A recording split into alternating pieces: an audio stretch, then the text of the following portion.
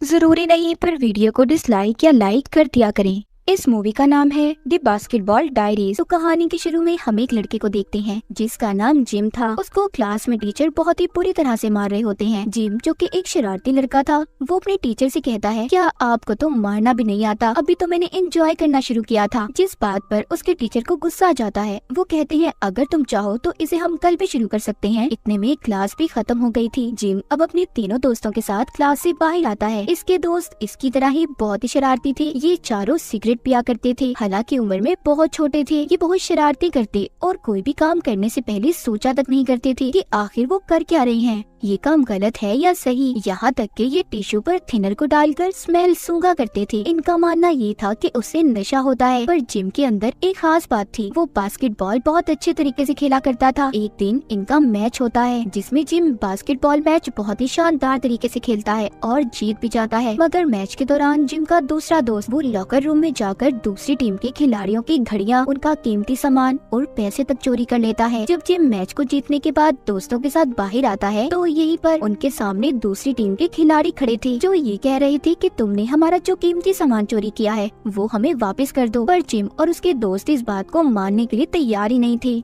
इसीलिए ये टीम के साथ लड़ना शुरू हो जाते हैं। दोनों एक दूसरे को मार रहे थे। जिसके बाद हम देखते हैं जिम हॉस्पिटल में अपने एक दोस्त से मिलने जाता है जिसको ब्लड कैंसर था। जिम का ये दोस्त जब 6 साल का था, जब से इनकी बहुत अच्छी दोस्ती थी। जिम का दोस्त भी ये जानता था कि वो बहुत अच्छा बास्केटबॉल प्लेयर है। मगर 2 साल पहले जिम के दोस्त को पता चला कि वो बीमार है। जिम दिल से चाहता था कि उसका दोस्त ठीक हो जाए क्योंकि ये उसे दुनिया में अपना सबसे करीबी मानता था। जिम उसे घुमाने बाहर लेकर जाता है मगर उसे ये बिल्कुल भी अच्छा नहीं लगता, इसलिए जिम उसे वापस से हॉस्पिटल छोड़कर अपने घर आ जाता है। जिम ज्यादातर अपना वक्त स्कूल के 3 दोस्तों के साथ रहकर गुजारा करता था। उसके पास बास्केटबॉल के साथ साथ एक और महारत थी, वो थी उसकी राइटिंग। जब भी जिम के दिमाग में कोई ख्याल आता, कोई पोयम, तो वो उसे अपनी डायरी में लिख लिया करता था। उधर जिम का दोस्त जो हॉस्पिटल में बीमार था वो भी कुछ दिन बाद मर जाता है। जिम जब उसे देखने जाता है जिसकी हालत बहुत बुरी थी, वो अपनी बीमारी से ढांचे में बदल गया था। जिम उसकी ऐसी हालत देखकर बहुत रोता है। उसकी मौत के बाद इसे कुछ समझ नहीं आता कि वो अब अपनी जिंदगी में क्या करे। जिम अपने स्कूल के दोस्तों के साथ जब फिल्म देख कर आ रहा था तो भी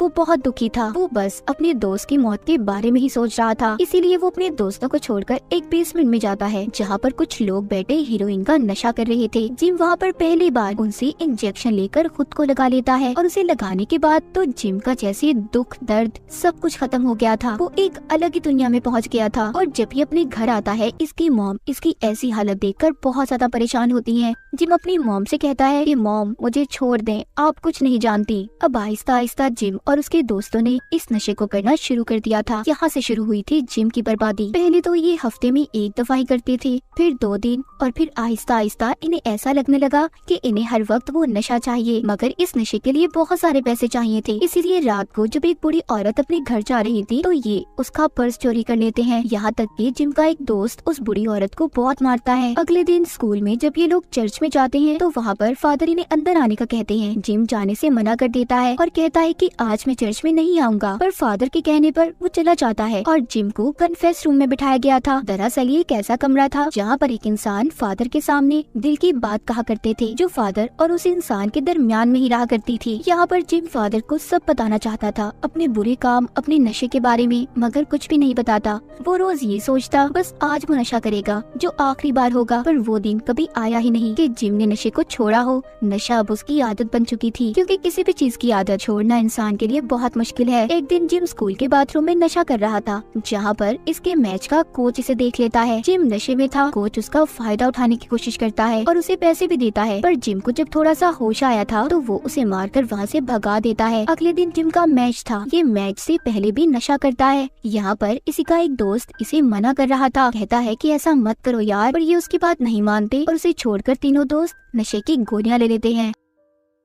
अब जब मैच शुरू होता है तो जिम और उसका दोस्त जिसने नशे की गोलियां ली थी, ये दोनों होश में नहीं थे। ये बहुत ही बुरी तरह से मैच को हार जाते हैं। जब स्कूल के फादर को ये बात पता चलती है कि ये सभी नशा करते हैं तो वो वहाँ पर पुलिस को ले आए थे और इन्हें 1 हफ्ते के लिए सस्पेंड भी कर देते हैं। वहाँ पर कोच ने भी इन्हें अपनी बास्केटबॉल टीम से निकाल दिया था। जिम को इस बात पर बहुत गुस्सा आता है। वो अपने स्कूल के फादर से कहता है कि आप क्या मुझे स्कूल से निकालेंगे, मैं खुद ही आपके स्कूल को छोड़कर जा रहा हूँ। अब जिम का दोस्त जिसने इसे नशा करने से मना किया था वो अभी भी स्कूल में ही ही था, पर जिम और उसके बाकी दो दोस्तों को स्कूल से निकाल दिया गया था। जिम जब अपने घर जाता है तो उसकी मॉम उससे पूछती है कि तुम्हें स्कूल से क्यों निकाला गया, जिस पर वो कहता है कि हमारी कोई गलती नहीं है, हमने कोई नशा नहीं किया, हमें साजिश करके स्कूल से निकाला गया है। जब जिम की मॉम उसको नशे की गोलियां दिखाती है जो उसने घर पर छुपाई हुई थी, वो पूछती है तो ये क्या है, ये क्या विटामिन की गोलियां हैं। इस बात पर जिम की मॉम को बहुत गुस्सा आ गया था और वो उससे कहती है कि निकल जाओ मेरे घर से। जिम भी गुस्से में अपनी मॉम के घर को छोड़ देता है। उसकी मॉम उसकी ट्रॉफी को भी घर से बाहर फेंक देती है जो उसने मैच में जीती थी। जिम अपनी मॉम से ये कहकर चला जाता है कि अब वो कभी वापस अपने घर नहीं आएगा। उसकी मॉम कहती है कि ऐसा मत कहो जिम, सुधर जाओ, क्योंकि वो उससे बहुत प्यार करती थी। वो नहीं चाहती थी कि जिम अपनी जिंदगी बर्बाद करे। अब जिम उस ट्रॉफी को उठाता है और कूड़े के डब्बे में डाल देता है। जिम जब अपने दोस्तों के पास जाता है तो उसे और उसके दोस्तों को अब नशे की जरूरत थी, पर उनके पास पैसे नहीं थे, इसीलिए वो एक गाड़ी को भी चोरी कर लेते हैं क्योंकि नशा अब उनकी जरूरत बन गया था। उनके लिए यही उनकी दुनिया थी। उन्हें असल दुनिया से कोई फर्क ही नहीं पड़ता था कि असल दुनिया में हो क्या रहा है। उनकी आदतें दिन ब दिन खराब होने लगी थी। वो अब एक स्टोर में भी चोरी करने जाते हैं जहाँ पर जिम का एक दोस्त जिसका नाम मिकी था उसको गन मिलती है जो कि नकली थी, पर फिर भी ये उसे अपने पास रख लेता है। जिम का जो दूसरा दोस्त था वो पूरे नशे में था, उसे समझ नहीं आ रहा था कि वो क्या कर रहा है। तभी वहाँ पर भी पुलिस आ जाती है। जिम और मिकी अपने दोस्त को होश में लाने की कोशिश करते हैं कि पुलिस आ गई है, होश में आओ, पर वो होश में नहीं आता। इसीलिए ये दोनों उसे वहीं पर छोड़कर चले जाते हैं। उस दोस्त को पुलिस ने पकड़ लिया था। उधर जिम और मिकी वो दोनों एक बार में आते हैं जहाँ पर टीवी में वो चलती खबर को देखते हैं जिसमें इन्हीं के स्कूल के बच्चे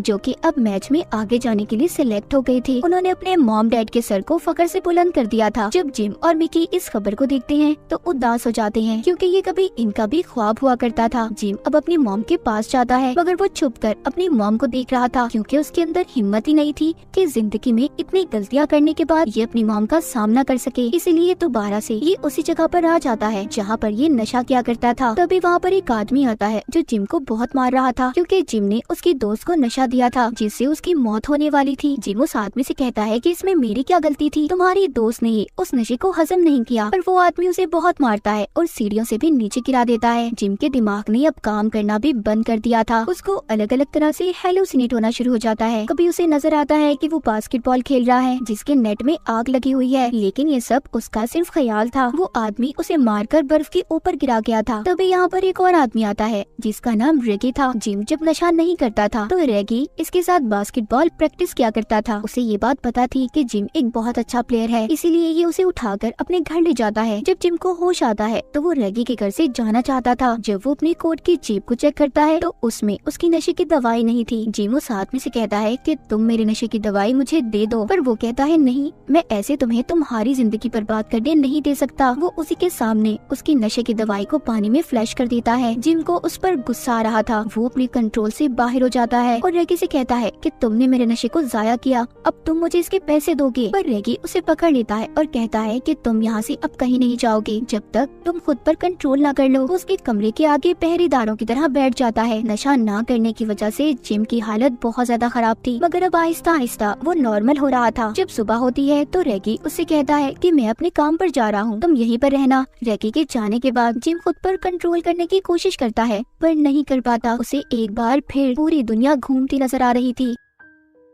वो रेगी के घर में पैसे ढूंढने लगता है पर उसे नहीं मिलते, इसीलिए वो अब यहाँ से एक लड़के के पास जाता है जो पहले कभी इसकी दोस्त हुआ करती थी। ये लड़की भी नशा करती थी। जिम अब उससे पैसे मांगता है पर वो नहीं देती क्योंकि एक बार इसने भी जिम से पैसे मांगे थे पर जिम ने देने से मना कर दिया था। जिम उसकी बहुत मिन्नतें करता है, इसीलिए वो लड़की अब बैग से पैसे निकाल कर जमीन पर फेंक देती है और चली जाती है। जिम को उसकी इस हरकत पर बहुत गुस्सा आता है। वो कहता है मैं जानता हूँ तुम कौन हो, तुम एक बुरी लड़की हो, पर वो वहाँ से चली गई थी। अब जिम जमीन पर गिरे हुए पैसों को उठा लेता है क्योंकि वो ऐसे स्टेज पर था जहाँ पर इज्जत नफ्स कोई मायने नहीं रखता। लेकिन अब ये पैसे भी नशा करने के लिए काफी नहीं थे, इसीलिए जिम एक बुढ़े आदमी के साथ गलत काम करके पैसे लेता है, जिसके बाद ये अपने दोस्त मिकी के पास जाता है और ये दोनों मिलकर एक आदमी के पास जाकर उससे नशा खरीदते हैं। मगर जब ये उसे टेस्ट करते हैं तो वो नशा नकली था। ये दोनों भागकर उस आदमी के पीछे जाते हैं जो भागता भागता एक बिल्डिंग की छत पर आ गया था। मिकी जब उसे पकड़ने की कोशिश करता है तो उस आदमी का पाँव स्लिप हो जाता है जिससे जिससे वो नीचे गिरकर मर गया था। जिम जब वहाँ पर पहुँचता है तो मिकी से कहता है कि तुमने क्या कर दिया,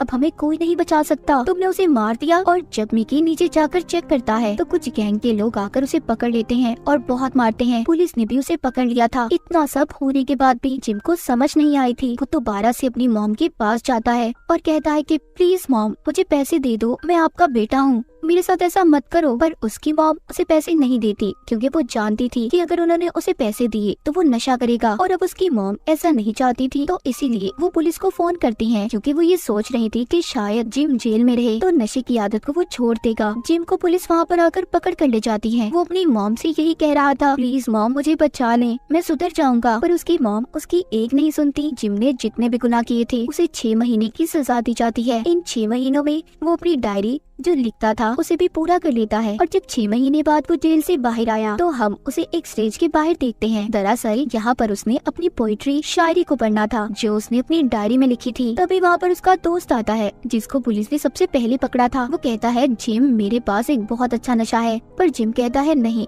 मैंने ये सब कुछ छोड़ दिया है, मैं वापस से उस दुनिया में नहीं जाना चाहता, पर मेरे दोस्त अपना ख्याल रखना। इतना कहकर वो स्टेज पर आ जाता है जहाँ पर वो सबको अपनी शायरी सुनाता है जो सबको बहुत अच्छी लगती है। सब तालियां बजा रहे थे। आखिर में हमें बताया जाता है कि जिम ने 17 साल की उम्र में अपनी डायरी को पूरा किया जिसका नाम था द बास्केटबॉल डायरीज, जो इस मूवी का नाम भी है, जो कि बहुत ज्यादा मशहूर हुई थी। और 22 साल तक जिम कैरोल के 2 नॉवेल्स भी पब्लिश हुए। तो ये थी कहानी जिम की, जो हमें ये मैसेज देती है कि अपनी जिंदगी में हमेशा सही रास्ते पर चलें, बुरी हरकतों से बचें और बुरे दोस्तों की सोबतों से दूर रहें। हर बुरा काम करने से पहले या किसी भी बुरी चीज को अपनी आदत बनाने से पहले ये सोच लें कि इसका असर आपके माँ बाप की जिंदगी पर भी पड़ता है। अगर जिम की मॉम उस दिन पुलिस को ना बुलाती तो जिम कभी भी नशे को ना छोड़ता और शायद कुछ साल बाद मर जाता। तो हर बुरी आदत से दूर रहे, इसी मैसेज के साथ ये कहानी यहीं पर खत्म हो जाती है।